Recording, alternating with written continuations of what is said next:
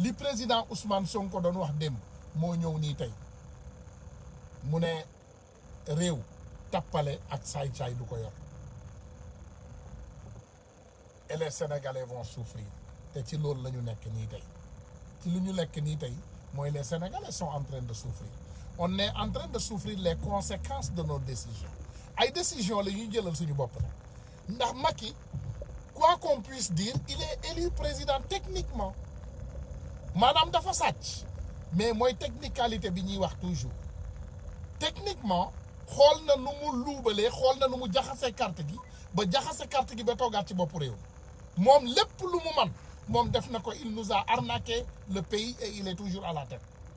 léegi nag il faut ngeen xam ne sénégalais yi kenn parti politique bu nekk dafa tànn njiitam Khalifa Sall dafa am ñu mu jiitu Karim Wade dafa am ñu mu jiite Ousmane Sonko dafa am ñu mu jiite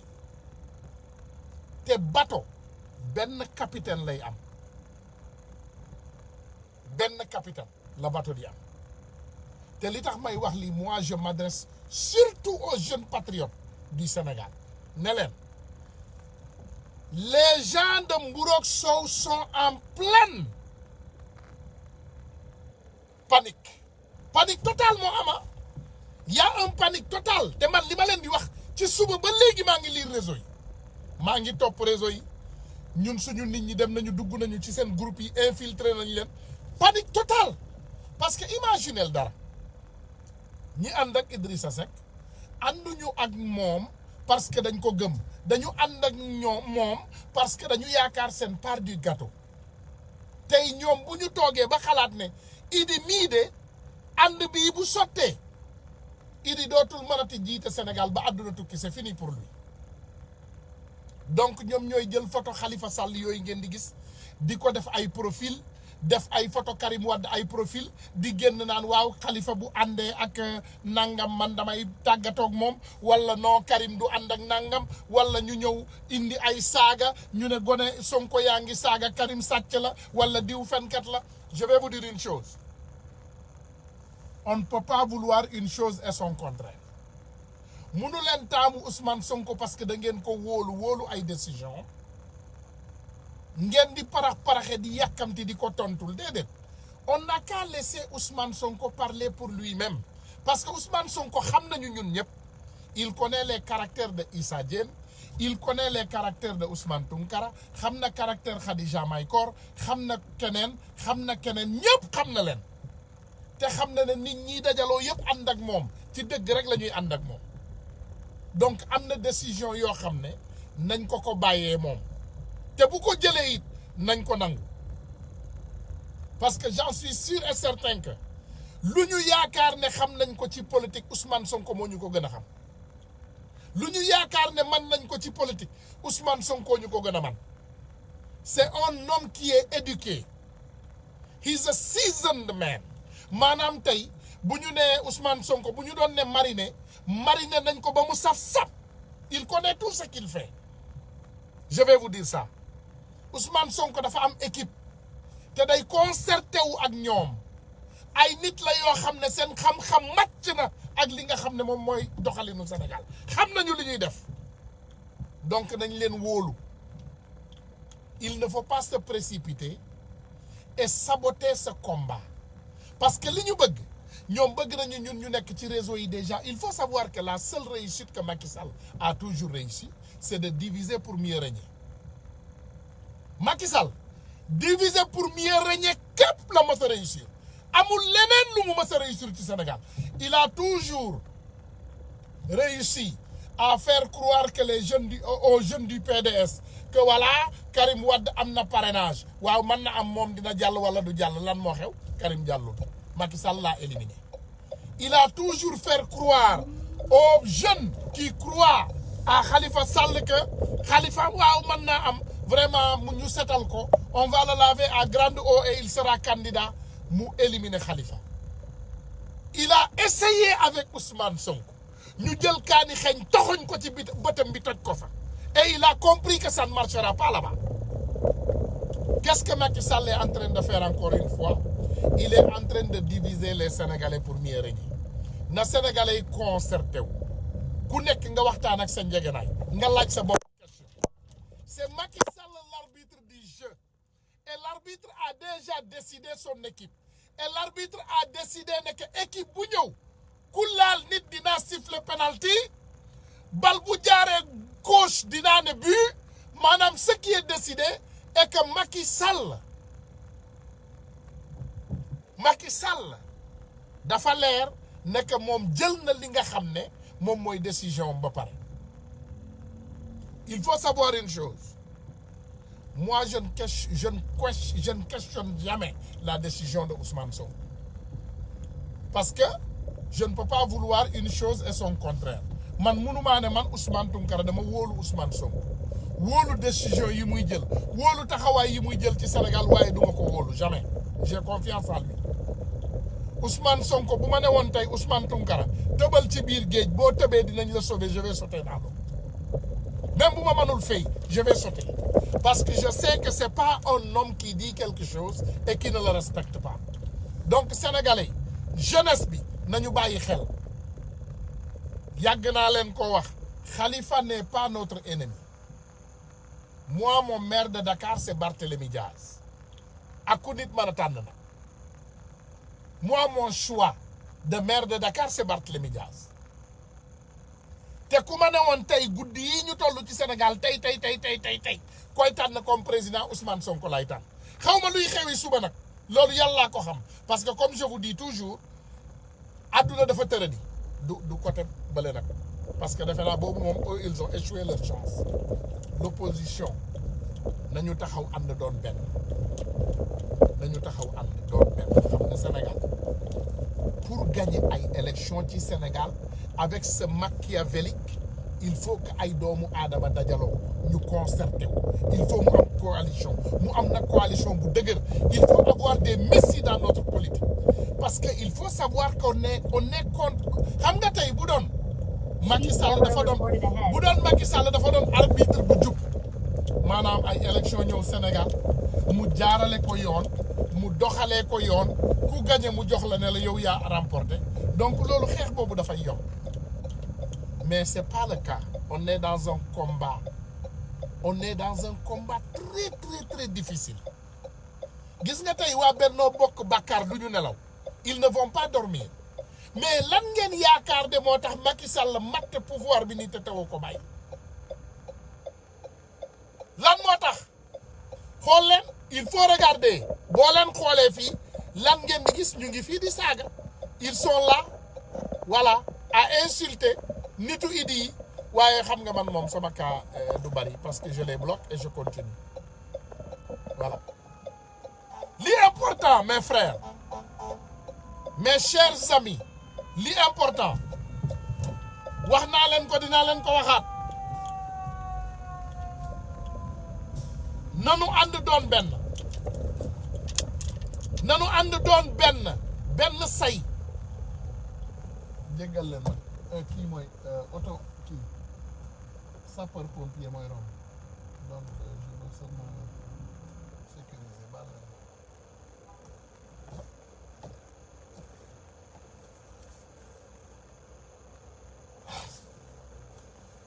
leen ma il faut ñu ànd ñu doon benn say ñu comprendre ne que jeu bi ñun ñëpp ay gone lañ ci jeu politique au Sénégal on est encore jeune et on veut comprendre mais comme dañoo tànn capitaine u bateau capitaine boobu benn rek la mën a doon mënuñoo am juróomi capitaine ci benn bateau déedéet bateau benn capitaine la mën a am te boobu capitaine tànn nañ ko président Ousmane Sonko la te ce capitaine il faut qu'on ait confiance en lui. Il faut ngeen gëm président Ousmane Sonko ak décision yi muy jël il faut jeunesse bi ñu bàyyi bu ñu yàkkamti fi mu ne nii xam naa ne tous les jeunes sénégalais sont paniqués ndax li ñuy ragal mooy Macky Sall jëlaat nguur gi loolu la ñuy ragal ñun mais loolu du am parce que le mot d'ordre est déjà donné. Macky ne peut pas être candidat au Sénégal Macky baratul doon candidat ay élection au Sénégal c'est impossible.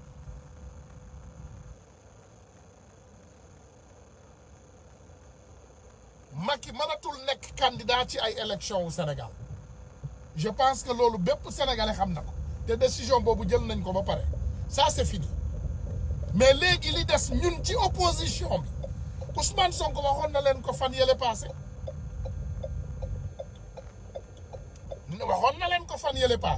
nee na ñu ngi travailler ci ay coalition yu mag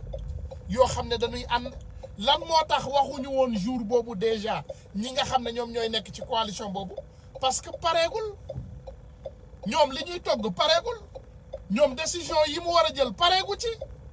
Ousmane Sonko n'a pas encore pris toutes ses décisions te bis bu amee comme niñ ko xamee woon noonu lay defaat dina ñëw wax ak ñun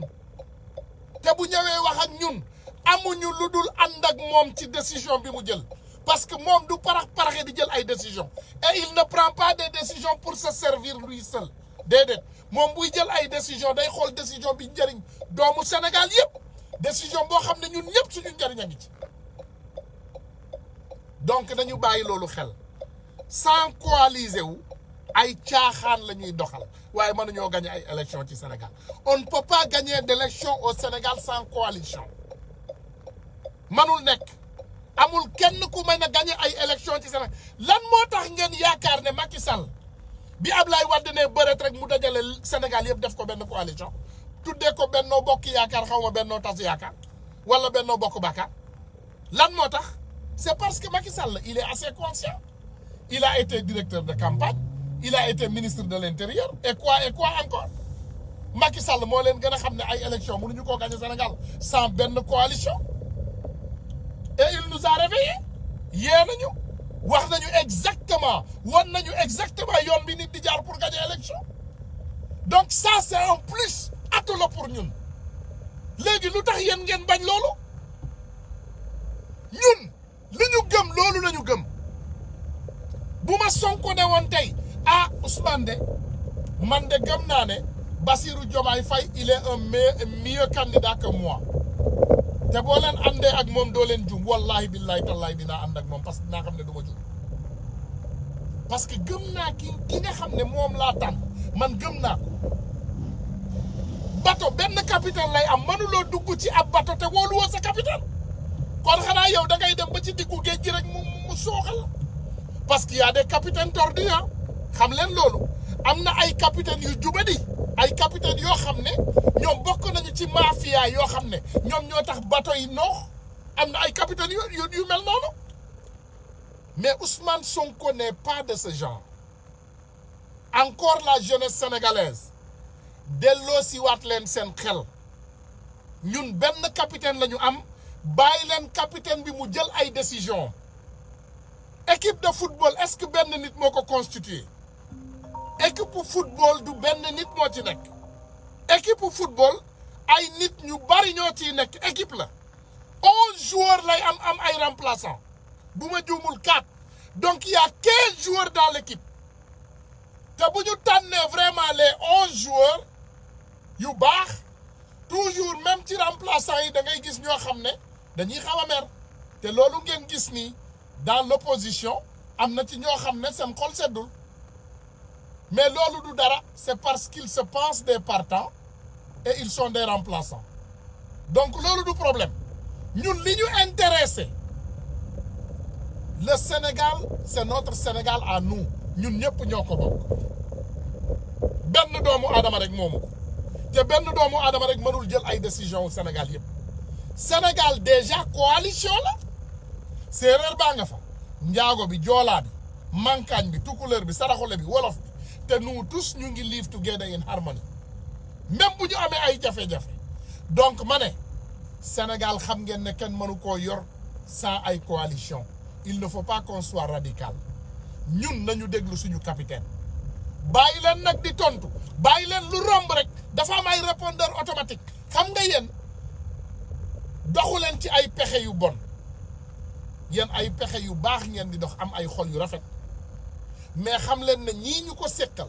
ñoom ci ay pexe yu bon rek la ñuy dox donc ñoom ñu ngi créer ay faux profil ñu ngi saaga ay nit ñu ngi tuumaal ay doomu aadama ñu ngi jaxase ay nit loolu yëpp ci bañ a dajaloo bi la parce que imagine li ñuy tudd ni yëpp Messi Neymar Mbappé ah nga dolli ci maanaam nañu indi kan encore défenseurs yi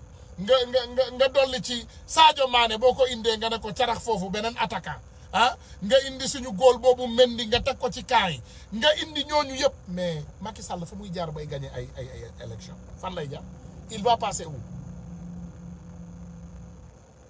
il va passer où Ousmane Sonko lenn kese la woote nee na tout Pastef tous les jeunes allez vous inscrire dem leen inscrire tous les jeunes du Sénégal est-ce que dégg ngeen beneen parti politique buy woote loolu est-ce que dégg ngeen Benno Bokk Yaakaar di woo ay nit ne leen dem leen inscrire déedéet xaalis bi ñu yor am nañu budget ils ont le budget pour faire la publicité est-ce que mas ngeen leen dégg ñu def publicité ne dem leen bindu ji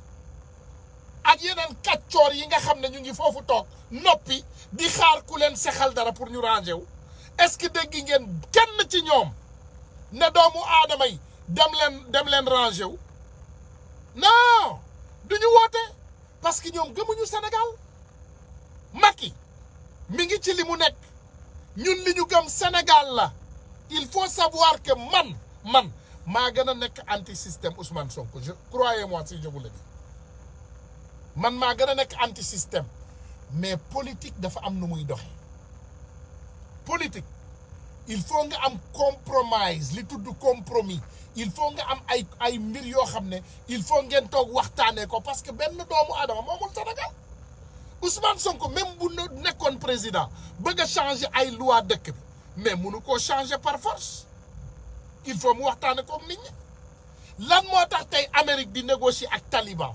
les Américains sont en train de négocier avec les talibans du ñoom ñoo leen tuddee ay talibans mais pourtant ñu ngi négocier ak ñoom ñaata année la ñu def fële Afghanistan 20 ans les talibans ont repris le pays fi mu ne Amérique mooy négocier ak ñoom pour bu ñu fetal nañu xaar pour Amérique génnee doomam yi ñu ngi négocier encore naka lañ fa mën a amee ambassadeur pour mu mën a liggéey ak talibans yi en harmonie et pourtant Amérique première puissance mondiale la mais doole moo doxalatul àddina léegi radicalisation moo mënatul doxal àdduna léegi àdduna on ne peut plus être radical il faut nga mën a toog nga ànd ak sa sago nga comprendre waxuma leen nag négocier Sénégal waxuma leen jël Sénégal def ko gâteau partagé ko parce que Amérique deful Amérique gâteau partagé ko Amérique lu mu négocier ak Afghanistan est-ce que dañu jël Amérique tracé ko di ko def gâteau di ko partagé di jox ku nekk ay terrain wala ay xaalis wala ay milliards ces voleurs là ils ont volé nos milliards tellement que ñoom sàcc nañu ba sàcc lu ñu war a sàcc xam nga kuy sàcc dem ba fekk gumb bi toog ci mbedd mi nga këpp yelwaanam yóbbu xam nga sàcc bu gën a grave loolu amul ci àdduna bi kuy sàcc ba fekk jigéen buy matu xaalis bi mu taf ci kalpeem pour jëndee ko meew dundal liir bi nga sàcc ko c'est ça nos politiciens aujourd'hui au Sénégal dañoo sàcc ba sàcc lu ñu war a sàcc ils ont volé ba xaalis bi nga xam ne moom moo war a tere inondation yi ci seen biir kër yi sax dañ ko tojee amul benn politicien buy toog tey Sénégal sàcc xaalisu Orsec boobu plan Orsec nga toog sa biir kër di nelaw mënta nekk tu es chez toi tu dors pas xam nga lu tax tu dors pas parce que tu sais que l'avenir de ce pays doomu jàmbur yooyu yëpp nekk ci ndox seen bàkkaar yi dina la topp loolu ngeen war a xam il faut savoir que Sénégal bi ñu nekk nii tey c'est un Sénégal pour tout le monde du benn doomu adama ko moom déedéet mais dañ ko sekk ak ay nit yoo xam ne ragaluñu yàlla gëmuñu dara wallahi al azim ñu ngi toog tey duñu nelaw ils ne vont pas dormir parce que imaginez tey Dakar yëpp mi ngi ci suufu ndox ñaata nit ñoo séddale xaalis bi une équipe de 5 à 10 personnes ñoom ñoo jël xaalis boobu xaalisu plan Orsec bi ñu daggate ko séddoo ko ñoom dañuy sàcc ba lu ñu tegate ci kaw table bi ñu sàcc ko ils sont devenus des voleurs chroniqués xam nga sàcc mais sàcc bu chroniqué lañu soppeeku des voleurs chroniqués ngeen defe ne réew moomu mën naa dox bu ñu toogee ne lépp dañuy toog rek bàyyee ko benn nit ngeen defe ne yéen Macky Sall dina toog doxal Sénégal ay élection yu normal ne wala président Ousmane Sonko moo gagné na yóbbu yéen gëm ngeen lool yéen gëm ngeen Macky Sall mii toog ci bopp réew mii tey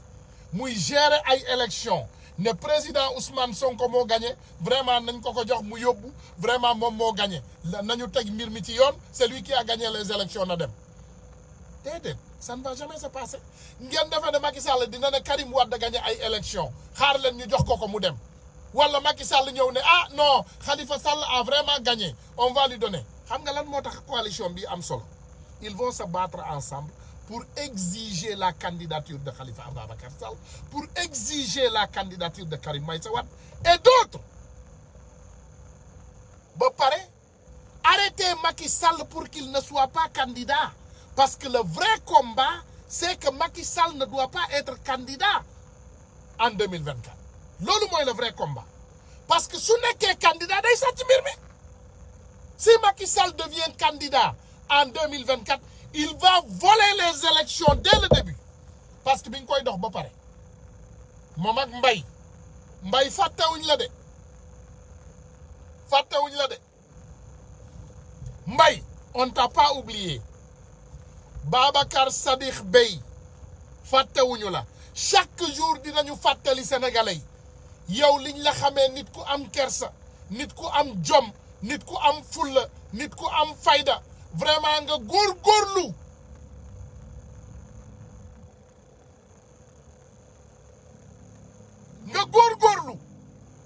ba yegg fa nga yegg dans ta vie benn charlatan ñëw jël la utiliser la comme arme Khalifa Ababacar nga jël li sénégalais yëpp bokk nga koy sàcc di ko jox Macky Sall muy ay élection fichier électoral bi laaj nañ la nga génne ko teg ko ci yoon te ma laajaat encore doomu sénégalais yi ngeen neel ma Youssou Ndour ne ko caméra de surveillance bi ne ko génnee teg ko bu boobaa ñu wàcc ko parce que ñun li ñu intéressé mooy dëgg rek moo ñu intéressé gis nga boo leen toogee nangu leen coalition Macky Sall li muy def ci élection yi moo gën a raw li Alassane Ouattara def parce que Macky Sall rusul toog ci ay élection Sénégal ne moom gagné na ko à 100% du ko wàññi dara ma wax leen ko Macky Sall rusul lool de toog ne furaas élection yi toog ne gagné naa ko 100% maa yóbbu ndam li moom rusul loolu xam nga au moins bu dee sàcc bu intelligence sax dina ne ma sàcc 1% 2% déedéet il va voler tous les 100%. Après vous aurez des problèmes yéen xam ngeen ne élection yii passé ak ni doomu aadama yi voté xam ngeen xel ne bu dee premier am na ci dëkk bi mburoog sow nekkul woon deuxième yéen xam ngeen lool waaye tey boo leen gisee ñu def mburoog sow deuxième parce que xamoon nañu ne ñi mburoog sow àndal ñooñu du ñu génn xeex mais xool leen gone idi yi est-ce que gis ngeen leen ci benn xeex du ñu xeex c'est des traîtres comme seen baay 6 mooy 9 ñi ànd ak idi comme idi la ñu mel ñooñu gëmuñu Sénégal ñooñu fu kot la ñuy génn xeexal du ñu mës a xeexal Sénégal seeni poche la ñuy xeexal seeni intérêt personnel génn saaga nit ñi ndey ku wax ñu xas la mais xam ngeen lu gën a flagrant laa gis dinaa leen ko won bugguma leen ko woon mais dinaa leen ko won léegi wax leen ma set Nafissatou Lo ngeen wax ma exactement kii ci ban parti politique la bokk xool leen orange même image bi boo leen ko xoolee image bi dafa orange mooy li ñuy wax un crime n'est jamais parfait dafa juum mu indi image bu orange dafa juum mu bind de nee na dafa bind ne wala Khalifa Ababacar je ne kii maa man gën yu ma ko dégg tubaab mu ne je ne suis pas d'accord en coalition avec un violeur si Khalifa Ababacar coalise avec Ousmane Sonko je quitte Khalifa Ababacar Sall mais ce n'est pas un partisan de Khalifa Ababacar Sall celle-là c'est une partisane de Rewmi xam nga partisan wu Khalifa Ababacar Sall yi ay intellectuel la ñoom du ñu bind je ne suis pas d'accord déjà mais aussi du ñu utiliser orange background xoolal li kii benn nilaar la bu toog ci benn gox Thiès li ñuy ne vraiment nitu Thiès bu toog ci benn suufu lal Thiès jël bind yu ñaaw yu mel nii di ko bind c'est tout simplement purement ça te ñun dañu topp source bi xam ngeen Tunkara man bu ma gisee affiche yu mel nii damay topp source bi ay nitu Idi la ñoom ñoo jël ay profilu Khalifa Ababacar Sall defar ay faux profil yu bari nag xale yi bu leen tontu de ne répondez pas s'il vous plaît c'est pas les personnes de Khalifa Ababacar Sall qui écrit ça Khalifa Sall ñi mu gëm du ñu bind loolu te il ne parle pas comme ça Khalifa Sall n'est pas vulgaire te ñi ko topp ils ne sont pas vulgaires comme ni Ousmane Sonko mel Ousmane Sonko n'est pas vulgaire amul benn gone bu topp Ousmane Sonko bu vulgaire mais nag Ousmane Sonko dafa joxe ndigal mu ne ku leen dóor fayu leen il faut vous défendre léegi nag ndeysaan comme ñoom xam nañu loolu moo tax ñuy indi ay caaxaan di jaxase doomu aadama yi mais Idi lan ngeen ko xamee Idi naa fekk la jaxasekat la donc ñi topp Idi lan la ñuy doon leneen tel père tel fils mais Idi ñi mu àndal ay naa fekk lañu parce que moom naa fekk la naa fekk nu mu noo leen bëggee mu ànd ak ay nit ñu baax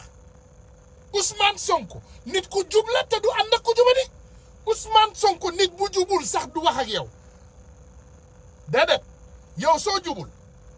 nga bon te gëmoo yàlla te doo def yoon wallahi billahi tallahi lazim boo ma gëmul essayel nga bëgg a xam Ousmane Sonko doo ko xam du la laal du la jege parce que nit la ku jub te lu jub lay dox donc ma ne je dis encore une fois restons unis restons intelligents ndax dofu leen de amul dara lu dof ci yéen en attendant nag ma tegal leen musique bi ma ñëwaat voilà ma tegal leen ko léegi ngeen dégg il faut nag ngeen xam voilà parce que mbir nee nañu leen gis nga doomu aadama xool leen fii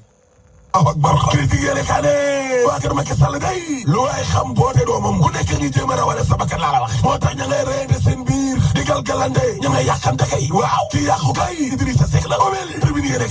kaay dee média gi ne xanaa xamoo leen ne Idrissa Seck mi la bi muy ñëw ci muroog soow waaw mais daa wax Macky Sall lu leer lu mel ni miti Mohamed Boun Abdallah Dionne di nga ko fi jëlee Aly Ngouille Ndiaye di nga ko fi jëlee Matar Cissé di nga ko fi jëlee Amadou Ba di nga ko fi jëlee Mimi Touré di nga ko fi jëlee waaye yow ay maître yu mag yëpp laa lay wax nii dañ leen a football yéene kaay gi ne gis nga ministre Ndeye Tické Ndiaye Diop Idrissa Seck moo sàkku ngir ñu dàq ko laa la wax bëgg loolu mu gêné ko Thiès waaw ba ci ministre Alioune Sarr ak Augustin Tine ñëpp Idrissa Seck dane woon nañ leen fi jëlee laa la wax la ilaha illallah waaye nekkul ne waa nguur gi dong ñoo mer ci mburoog soow bi la de déedéet waaye dama ne la Yankhoba Seydi Déthié Fall Idrissa Seck àgguwu leen sax bi muy dugg ci gouvernement bi laa la wax la ilaha illallah waaye nag mbir mi di doxee ni la Amadou Ba day dellu soit na di Aly Ngouille Ndiaye kasaalika gis nañ ko Macky mais ay ñoom Omar Youm ay Mohamed Boun Abdallah Dionne Matar Cissé dellu soit inspection générale d'État jox leen ngay frère am bi la di Cheikh Cissé pour mairie bu Dagana waaw Mimi Touré gisaat nañ ko Macky Amadou Ba gisaat nañ ko Macky Aly Ngouille Ndiaye gisaat nañ ko Macky tribune yéene kaa de en tout cas day mbooloo mi yëpp buñ dellu soité Idrissa Seck day dana mbaxu dana daanu gu ñaaw goo xam ne kon mara di daldi laa la wax ki war a tiit kay guddi yi ñu toll moo di Idrissa Seck ndax mbir ngi xeeñ moo xam ne bu jëmee kaw du jur jàmm ci moom daamal Kajoor Idrissa Seck mbir mi journal bi nañu moo di Macky Sall ñi mu wanoon ginnaaw mu di ñoom Mahammed Boun Abdallah Dionne ñoom Amadou Ba ñoom Aly Ngouille Ndiaye ñoom Mouhamadou Makhtar Cissé ñoom Aminata Touré bu ay retrouvailles amaatee seen digg ak seen waaji di Macky Sall ndaamal Kajoor Idrissa Seck président conseil économique social et environnemental bu boobaa tamadu ko ëppi bu Idrissa Seck est mort politiquement xam nga loolu dof rek a ko xamul Idrissa Seck may xam nga boo leen déggee Sénégal tampi Fuuta tampi nangam billahi Idrissa Seck tampi Idrissa Seck may xam nga tampi le pël di wax balaa may yi mooy dee na Idi may Idrissa Seck dee na moom moo la gën a xam loolu les jeunes de réew mi ils connaissent ça plus que vous gone réew mi ñoo leen gën a xam ne Idi dee na Idi may mais Idi fan lay dundaate est-ce que xam ngeen ne même ndaje Thiès bi Macky Sall moo ko organisé jënd ay t-shirtam yu orange ànd ak ay jeunes am solal leen ñoom ñëpp orange mu ne kontaan na lool ci mburoog soow mi poñse bi la wax mais est-ce que xam ngeen luy poñse en réalité yéen sénégalais ñi xam poñse boo dugalee mburu mi ci soow mi day naan soow mi mu jeex donc Macky bi mu jëlee Idi poñse ko bi mu jëlee mburu mi poñse ko ci soow mi mais dafa naan soow mi mu jeex et Idi est devenu fou Idi def na Idi ngi France Idi rakkaaju na kan na su na def na loolu buñ ko rafetal buñ ko laam-laame buñ ko rafetal Idi mi ngi ci ay machine ñu branché ngeen yaakaar ne akku sénégalais yi rek bu dalee ci kaw Idi dal ci kaw Alioune Sall dal ci kaw Macky Sall ci boppam ngeen yaakaar ne Macky Sall mënatu naa def lu baax ci Sénégal c'est impossible Macky Sall mënatut a def lu baax ci Sénégal Macky a des problèmes sérieux Macky est en cas critique soo leen bëggee dégg-dëgg Macky Sall kaam dafa critique et les Sénégalais le savent Sénégalais yi soxlawuñu pour Tunkara wax leen loolu Sénégalais yi lii xew Sénégal yëpp yéen a ngi koy gis yéen a ngi ciy teg seen bët yàllaa ngi ñëw la justice divine est en marche li may wax rek la ma dellu si waat ci encore ak gone yi ànd leen ak seen sago ngeen gëm njiit yi mënuloo jiital nit te doo ko gëm Ousmane Sonko laajul kenn pour mu waxal ko il est bien placé pour parler il parle très bien et il est très cohérent Ousmane Sonko laajul kenn pour mu waxal ko Ousmane Sonko wax rek la man xel mi dara newu ci man na waxal boppam te bu paree day taal live bi nag Facebook ñun ñëpp ñu jàkkaarloo ak moom lépp loo xam ne am na ko pour wax moom dina ko wax yóbbantewul Ousmane Tunkara pour mu waxal ko yóbbantewul Ousmane Ba pour mu waxal ko yóbbantewul Issa yóbbantewul Mariama rëbbantewul Massamba ku nekk ci ñun opinion am lay wax waaye on est assez cohérent pour connaître ce que la vérité sans like voilà dëgg li muy xeeñ ñun ñëpp xam ne il faut sénégalais yi ànd ak seen sago rek yàkkamti yàqule jarul parax-parax nañu def ndànk te gëm li ñu gëm rek taxaw fa teg suñu tànk nañu gëm li ñu gëm taxaw fa en attendant ma tegal leen musique bii ma ñëw jéggal leen ma tegal leen lii te ñëw maa ngi ñëw 1 seconde nag ngeen may dégg nga voilà maa ngi ñëw dama leen di tegal lii en attendant saf sàpp la def déglu leen dégg nga macha allah tuli bulu la woon anu yu la misaal nga dal di koy gëm dil dégloo lu weesu dee ndigalooy waal woonoo la ndigal bàyyi góor woonoo la ndigal bàyyi góor may sabige kumba faat borom faraxati janjam diem daba mam lay jaayooy ndigal waal jambaari xel koom ndigalooy waal jambaari l'islam nena lees oyi nena lees wawul sabige kumba faalo ndigal faal jambaari l'islam jambaari xel koom nena lees oy nena lees waxul jambaar oy faal jambaar ndigal bàyyi góor faal may sabige kuma faal jambaarooy ndigal may sabige kuma faal jambaarooy ndigal may sabige kuma faal njarama xaliba bàyyi góor faal malay woo faal may sabige kuma faal nena lees oy nena lees wawul bu dégg dal di gëm xala gis rek di waaw gis da nga war a leer dégg war a xóot jàngal la ca biir bu lépp lu ñëw rek nga gëm koy lees ooy ni na lees waxul njaaroo ma ndigal bàyyi góor njaga may wooy jambaar bi faal jambaarooy ni la góor di mel faal jambaar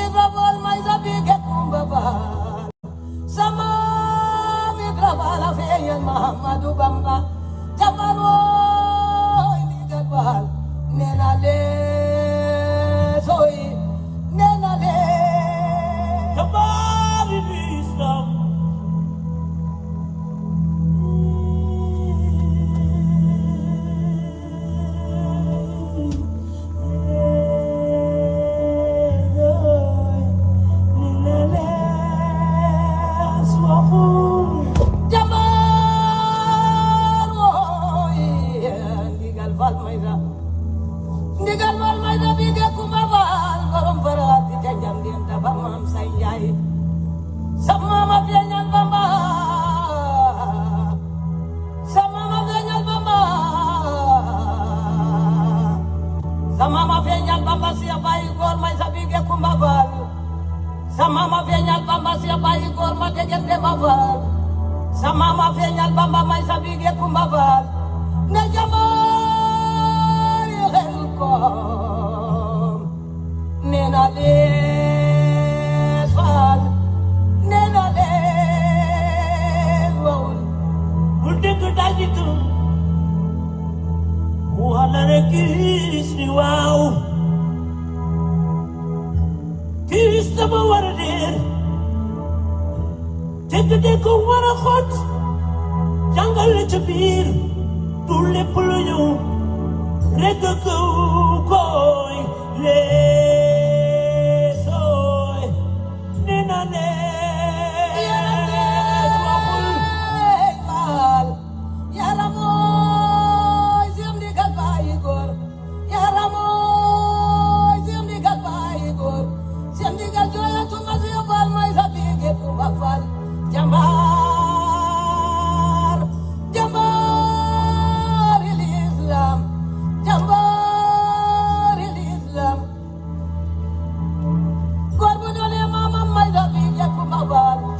lépp lu ñuy wut ci Seex Ibra Faal lépp a ngi ci ndigal Faal lépp lu ñuy wut ci Seex Ibra Faal lépp a ngi ci ndigal Faal lépp lu ñuy wut ci Baay Góor may sa bige Kumba Faal lépp a ngi ci ndigal Faal nee na lees ooy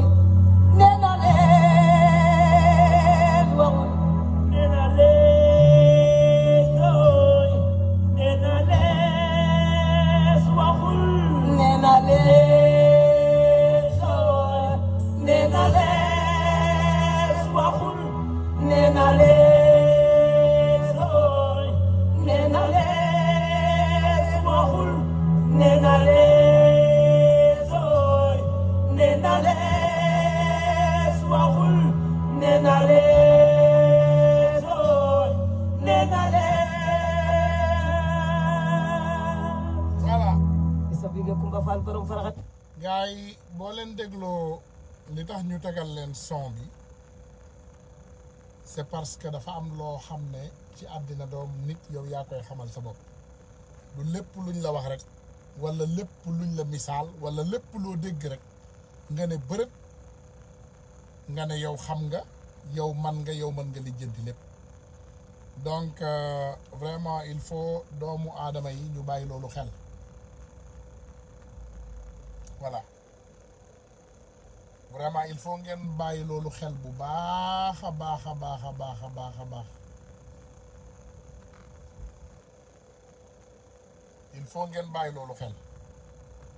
il faut ngeen bàyyi loolu xel bu baax a baax a baax a baax a baax voilà ñun on est cohérent on est dans un combat de conscientisation li leen Birame Souleye waxoon la rek ñëwuñu fi pour taal Sénégal dañ fi ñëw pour taal ay xel te fi mu ne doomu aadama yi xel yi tàkk nañu nit ñi yeewu nañu kenn mënatul nax kenn te nit ñi xam nañu fu ñuy teg seen tànk et c'est ça la réalité donc bu fekkee ne ñii nga xam ne ñoom dañu ànd ak mburoog soow ñoom yaakaar nañ ne tas sénégalais yi ak naafeq ak ñëw def seeni ay tooxa dooni ba mu ne gunn ñëpp ne ci jàkk di seet ñu ne dañuy jaar beneen porte mel ni du ñoom amul problème mais c'est peine perdue parce que les jeunes sont éveillés jeunes yi yeewu nañu dem leen bindu ji surtout allez vous inscrire massivement bu leen xeeb dara nag bul xeeb ne ah man benn nit laa rek déedéet junni bu manqué benn kenn du ko ne junni 999 lañ koy wax juróom-ñeenti téeméer ak juróom-ñeenti fukk ak juróom-ñeent lañ koy wax kenn du ko ne junni bu manqué ñaar duñ ko ne junni ba léegi day manqué ñaar donc soxla nañu bépp doomu aadama bépp nit soxla nañ la on a besoin de tous les Sénégalais qu'ils s'inscrivent muy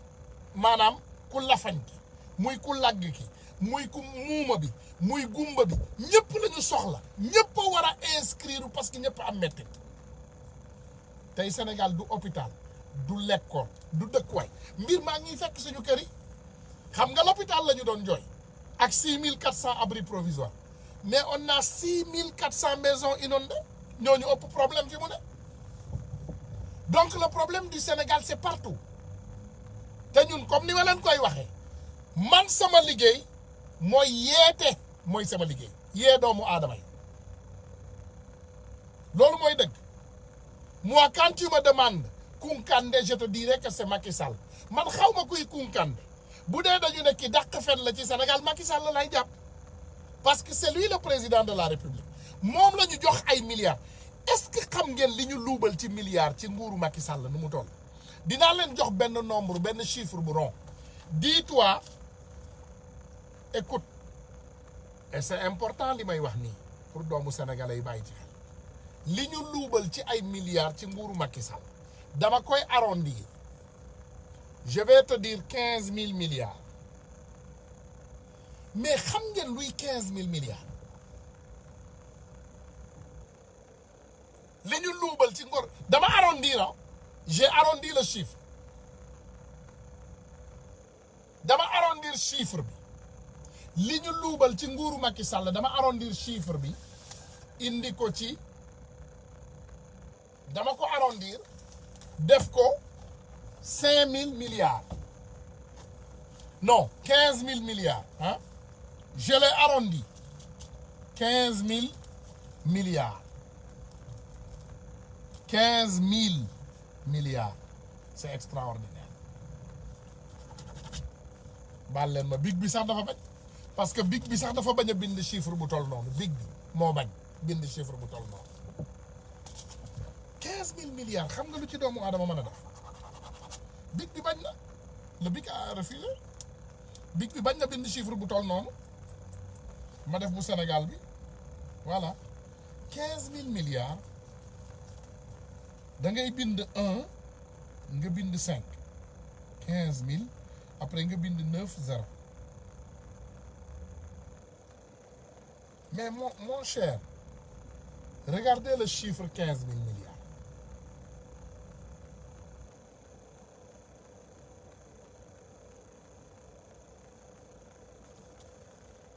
le chiffre 15 000 milliards les Sénégalais ne sont que 15 millions de Sénégalais xam nga xool leen ñaata zéro moo des ci ginnaaw buñ ko séddale woon doomu sénégalais bu ne ba ci liir bi day am 1 million ci biir këram déggoo ma de bu ñu séddale woon 15 000 milliards doomu sénégalais bu ne dañuy yëkkati 1 million ne ko yaa moom lii déglul li may wax de mooy bépp Sénégal bi tout et en tout kenn ku nekk ci ñun dafay am 1 million ci loxoom 15 000 milliards bu ñu ko séddalee déggoo ma de mooy Sénégal gi yëpp ku ne day am 1 million kenn ku ne 1 million lay am li Aliou Sall sàcc rek 6 000 milliards yi kenn ku ne 400 000 lay am mais lii c'est 15 000 milliards donc boo ko dajalee Sénégalais bu ne 1 million lay am on est dans un match de football on a besoin d'une équipe pas une personne. Une personne ne constitue pas une équipe. benn nit du équipe. C'est un match de football. On a besoin de 15 joueurs, 11 partants et 4 remplaçants. loolu lañ soxla. Donc les mouvements citoyens, adhérez-vous. Les partis politiques, coalisez-vous. loolu mooy réalité. ku la ko waxul da lay nax. ku la waxul loolu da lay nax. Si Ousmane Sonko ne coalise pas, Khalifa Sall ne coalise pas, Karim Wade ne coalise pas, ils ne peuvent pas gagner des élections au Sénégal. C'est impossible. ku la ko wax nax na la. dañ ñoo bëgg a divertir li xew Guinée gis nañ ko on était là on a regardé Cellou Dalein et Lassana Conté et Alpha Condé. Qu'est-ce qui s'est passé? Mais on était là, on a regardé la Côte d'Ivoire. On était là, on était présent. Yagoul, hein? Yagoul, ça ne fait pas longtemps. On parle de 1 an, 2 ans. On était là en 2012. On était en vie, deewuñu. Ma ne la keroog bi ma dajee ak ñi ànd ak Macky Sall 116e fii ci Harlem matuñu woon juróom-ñetti nit. way Macky a gagné way tànk yi pënd nag dawal katu taxi ndeysaan sama xarit yi ay ndeysaan tey ñii def nañ leen lii ñii def nañ leen ay nangam léegi ñoom ñëpp ay ndaanaan lañu ay ngand lañu costume la ñuy dóor sol ay dàll yu ñu siire am ay chauffeur kenn non mais c'est extraordinaire ci réew moomu la ñu dëkk ci réew moomu la ñu dëkk mooy ngóor a yeggal xam nga man au moins je suis sérieux avec les Sénégalais man xam nga yéen a ma gis nii maa ngi jàppale Sénégal pënduma yor naa oto bu rafet maa ngi lekk-lekk yoruma oto bu rafet yor naa ay oto yu rafet yor soxna su rafet yor ay doom yu baax ñuy jàng ñuy liggéey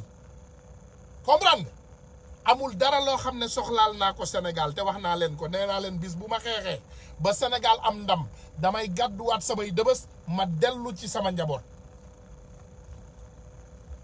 loolu moo ma intéressé damay delluwaat ci sama njaboot je vais retourner chez mes enfants ma femme mes enfants ma famille a besoin de moi sama njaboot dañ ma soxla je vais retraiter à 55 ans ma jël sama njaboot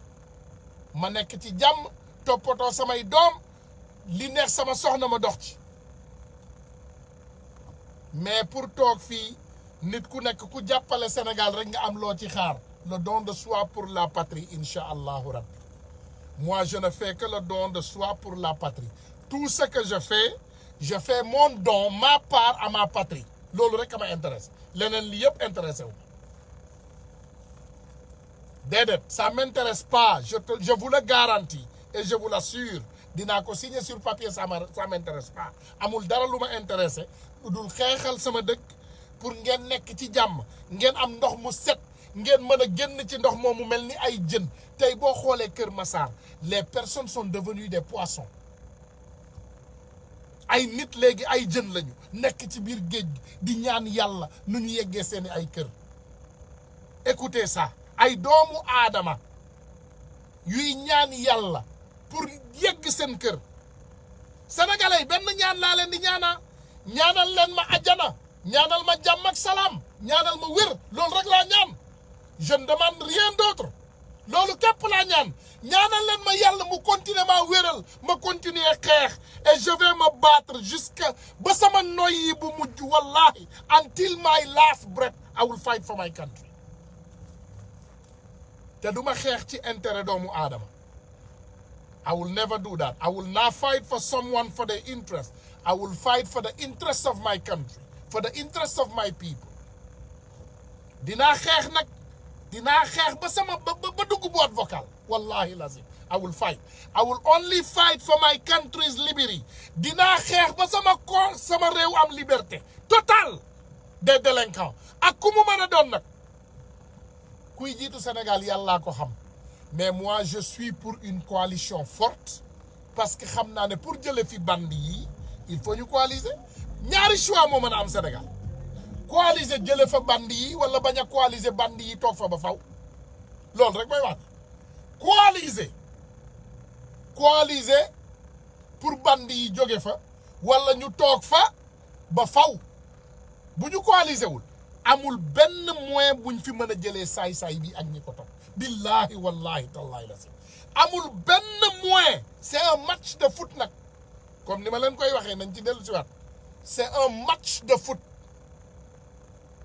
bàyyi leen attaquer doomu jàmbur yi bàyyi leen attaquer opposition bi on n'a qu'à arrêter d'attaquer la coalition nañu bàyyi attaquer coalition bi nañu bàyyi attaquer opposition bi l'opposition c'est une opposition lan lañ fi nekkee c'est pour s'opposer tant que gisu leen nit bu dem ci Macky nañu ñaaw njott rek parce que tey politique u Sénégal nañu waxante dëgg ñaaw njott moom il faut ñu def parce que on ne sait plus ndax ku ñu newoon man bettuma man yàgg naa leen ko wax mais am na ñoo xam ne tey boo leen newoon Idrissa Seck dina dem ci Macky Sall mënuñu koo gëm on va dans des élections présidentielles la personne qui est sortie deuxième techniquement dans le pays a accepté de se rallier derrière lui il l'a fait renvoyer le premier ministre il l'a fait renvoyer toutes les personnes Macky Sall moo ko ëpp xel Macky Sall dàq ñëpp temporairement yàq ko moom après jëlaat ñëpp indiwaat leen Macky Sall parewul joxe nguur gi Macky Sall négocié wul nguur gi ak Massamba nii Mademba du jox Karim réew mi comme ni ko nit ñi di waxee génn ngeen fi saaga ngeen fi Karim xas ngeen ko wax ngeen ko ñaawteef bu ne Macky Sall du jox Karim Wade réew mi génn ngeen fi wax ngeen lu ne Macky Sall du jox Idrissa Seck mii réew mi Macky Sall leen gën a xam ne Idi il est mentalement instable Macky Sall il est instable nga defee ne kooku dina jox réew di ko jox Idi mais Macky du jox Idi réew mi Macky dafa parewul pour joxe Sénégal Macky son plan c'est toog Sénégal ba 2035 te mbabba yi ko wër d'accord nañ ci mbaam yi ko wër nii ñoom d'accord nañ ci ñoom na fa toog tant que ñoom ñu ngi jot ay milliards di ko luubal ay millions te kenn du leen jàpp mais ana Mansour Faye le ministre de l'urbanisme et du transport tey Sénégal coono bi mu nekkee ni ana Mansour Faye doomam a ngi jënd ay immeuble Mansour Faye ci boppam mi ngi defar ay tali yuy dem këram Mansour Faye boppam la tal Sénégal gars yi retraité nañu bu yàgg gàddaay nañu mais xoolal li xew Sénégal où sont nos autorités waa ji sàcc suñu orix yi moo génn démb mu ne moom day créer 10 000 emplois balaa ngay créer 10 000 emplois doo lijjanti foofu banlieue bi doo ko lijjanti ah banlieue Sénégal bii nekk ci suufu ndox Sénégal yépp a ngi suufu ndox l'union fait la force man maa ngi ànd ak coalition maa ngi ne jubbaaral ci biir coalition man daal lu ñu woote loolu laa wax lu ñu waxul waxuma ko te man seen mag laa te je sais que les patriotes c'est mes amis c'est mes frères et c'est mes neveux c'est mes enfants xam naa loolu man gëm naa loolu te xam naa ne bu ñu waxtaanee dinañu juboo c'est une équipe de football bu leen nangu daanu ci piège yi waa Mburoog Sow fan yi dinañu gànnaayu de à tout prix ils vont porter des tenues de Khalifa Sall ils vont mettre des profils de Khalifa Sall ils vont mettre des profils de Karim Wade di saaga yéen a ngi dégg nitu les jeunes de Karim les jeunes Karim yi je les connais ñu ngi ne cell parce que dañu am expérience politique kenn du leen yëngal ñu ngi ne tekk di dégg ils savent ce qui se passe les jeunes khalifistes c'est la même chose ils sont expérimentés dans la politique ñoom xam nañu lépp xam nañu li Macky Sall di togg xam nañu ne lii arrangé wul Macky Idi Macky lu muy doyatee Idi mënul remporter Macky dara Idi est mort il est fini Idi lan la mën a apporter Macky ngeen defee ne Macky fi mu toll nii li des ci addunaam li des ci politique am dina ci yàq soxlaam ak Idi non c'est un match de foot restons concentrés tout Dakar est sous l'eau Dakar yëpp mi ngi ci suufu ndox sama xol bi day metti su ma bëggee wax ci Dakar bu ma toogee tey ma xool li may jot ci Dakar xol buy metti rek laa ci jële xol buy metti amul leneen loo ci mën a jële lu dul xol buy metti amul dara loo mën a jëlee tey Dakar lu dul xol buy metti boo xoolee Sénégal tout est sous l'eau lépp nag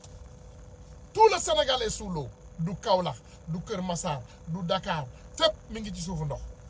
ça on appelle ça un gouvernement qui a démissionné gouvernement bu démissionné gouvernement bu gàddaay moo am Sénégal gouvernement bu amul benn njariñ dafa nekk rek buñ ko nee tëbal mu ne tekk buñ ko nee toogal mu ne tekk moom daal mi ngi toog fi mu toog amalul Sénégalais yi benn njariñ nag ci ay tappale rek di préparer ay tappale di préparer sàcc ay élection loolu mënta am mbooloo rek mooy doole daseet bu ñu booloowul mënuñoo gagner ay élection Sénégal mënuma nag continuer répéter sama bopp ba suba maa ngi leen di jaajëfal di leen remercier di leen ñaanal jàmm di ñaan yàlla mu may ñu kattan pour ñu continuer xeex ñu ngi ñaan yàlla pour mu continuer ñoo may kattan ñu continuer xeex mu ne j'ai une vidéo Saint-Louis aussi est sous l'eau voilà dégg ngeen ko léegi ana Mansour Faye ana plan Orsec fu mu toll plan ba nga xam ne 750 milliards lañ ci waxoon ñoom ñu juum ñu ne 766 milliards lañ ci def ana koppari ana fu mu jaar ana kan moo mën a teg bët benn dërëm boo xam ne Macky Sall dugal na ko ci plan Orsec gas nañu ay pax pour nax nit ñi bi nit ñi noppee ñu bàyyi pax yooyu les trous là sont devenus encore même plus dangereux gis nga pax yooyu ñu gas moo gën a grave bañ a gas ça c'est extraordinaire Sénégal yàq nañ ko sàcc nañ ko jaxase nañu lépp waaye kenn bum ñu delloo ginnaaw dem leen bindu ji allez vous inscrire s'il vous plaît massivement partout dans le Sénégal nag tàmbale ko ci sama dëkk ba Vélingara on a pris une décision on va dégager ce bandit ce voleur de Wuri Baylo là-bas lui on va le dégager et tous les autres maires corrompus de l'APR du Sénégal ñoom ñëpp dinañ leen dégager bu soobee yàlla yàlla nañu yàlla may jàmm incha allahu rabbi lépp luñ fi wax lu jubadi ngeen xam ne ci ñun la lépp luñ fi wax aussi di baax ngeen xam ne ci yàlla la ak yonentam bu tedd bi vraiment ñu leen di ñaanal jàmm di leen joxaat rendez-vous dig daje beneen jour incha allah pour ñu ñëw mën a yeggaliwaat waxtaan yi toujours wa asalaamu aleykum wa rahmatullahi wa barakaatu. voilà donc dem leen bindu ji voilà dem leen bindu ji voilà allez vous inscrire voilà 766 milliards soxna Salimata Sall maa ngi lay ziyaare bu baax di leen ziyaare yéen ñëpp gisuma sax sama xarit bi tey yaa astu gisuma ko wala sama téléphone bi dama ko def do not disturb nag silence voilà maa ngi leen di ziyaare yéen ñëpp di leen ñaanal jàmm xaaral ma xool sama téléphone bi du ñàkk woote na xaaral ma xool ah yaa astu bombardé na ma 10 fois nañ ko déglu waaw déglu yaa dañu xool fi xool bi toll fi mu ne yow rek laa woo parce que man pare naa ni yow laa gis sa miss call ma woola bismillah ziar naa la waaw maa ngi lay fay bu baax waaw bismillah waaw di kontaan ci dajaloo boobu ñuy dajaloo macha allah coalition bi voilà mënu ma ko prononcé nag mënu ma ko prononcé voilà c'est bon coalition bi dama cee kontaan trop trop voilà macha allah di wax ni effectivement bu quand ça chauffe et on a un ennemi principal ñëpp a war a bokk ndey ak c'est ba jëlee ko macha allah kontaan naa de ci yow kontaan naa ci yow ndax lii ma dégg mu génn ci yow te yow ngay yaayu jeunes yi ah xam naa ne kon jeunes yi dinañu déglu macha allah. waaw léegi parce que gis nga journaliste yi. wax bi ñu wax waxu tiitaange la ak saalit. voilà. saalit gis nga nit ki bu tiitee saalit. voilà. su sànnee parole am ñun ñëpp ay doomu olof lañu ay doomu sénégalais lañu. voilà war nañu xam ni ñii dañoo tiit. voilà. parce que li ñu sànni xëy sànni tey. ñoom. voilà. fay ñu taxe. voilà fay ñu impôt. te xam nañ ni mbooloo bu nekkee benn jëm ci Pastef dañuy jël ndam li par force. exactement. te jël ndam li mooy seen défaite ñoom. exactement ils sont finis. moo tax bind la ñuy def ak di sànni ay trac. voilà. léegi nag ñi nga xamee ni ñi ngi liggéeyal pouvoir. ci opposition bi ñooñu xàmmee nañ leen. parce que am na ñu génn di wax yi ku daanu ci saret. mais ñooñu na nit ñi xam ni dañoo wax ju jeex la loolu wax ju yàqu la. te ñun pare nañu pour jëlee fi waa ji. te meilleure solution mooy dajaloo nekk benn. macha allah. actuellement dañuy bokk gis nga sooy dem guerre nga xam ne yëf yi dafa métti. parce que rasulullah sa noonu da ngay téye ci loxoom. foo dem dootul nekk sa noonu. exactement duñu sax suñu ay noon ñun ñëpp benn. pouvoir bi noonu askan bi la parce que dem na ba sénégalais yi di dee. pouvoir bi ñooy noonu askan bi waaw voilà. moom laa wax. voilà pouvoir bi ñooy noonu askan wi. exactement. bu yëf yi tàngee te yëf yi dafa tar parce que bakkan yaa ngi rot. exactement nit ñaa ngi dee. ay couple ñooy dee ay couple ñoo xam ne dañoo dem vacciné wu. voilà ñoo di dee couple. nit ñaa ngi dee moo tax borom kër yi couple yi ngir yàlla bu kenn demee vacciné na fa bàyyi keneen ki. ay couple ñooy dee ñoom nag information yooyu laa am dem jëkkër bi day dee semaine bi jabar bi dee semaine bi ci topp ci ay jamu ak i ñàkku moo tax képp ku nga xamee ni yaa ngi génn di va favoriser wala ngay promo ay vaccin te xamuloo lan moo ci nekk yaa ngi lor askan wi te àq jooju du xaj ci sa bàmmeel.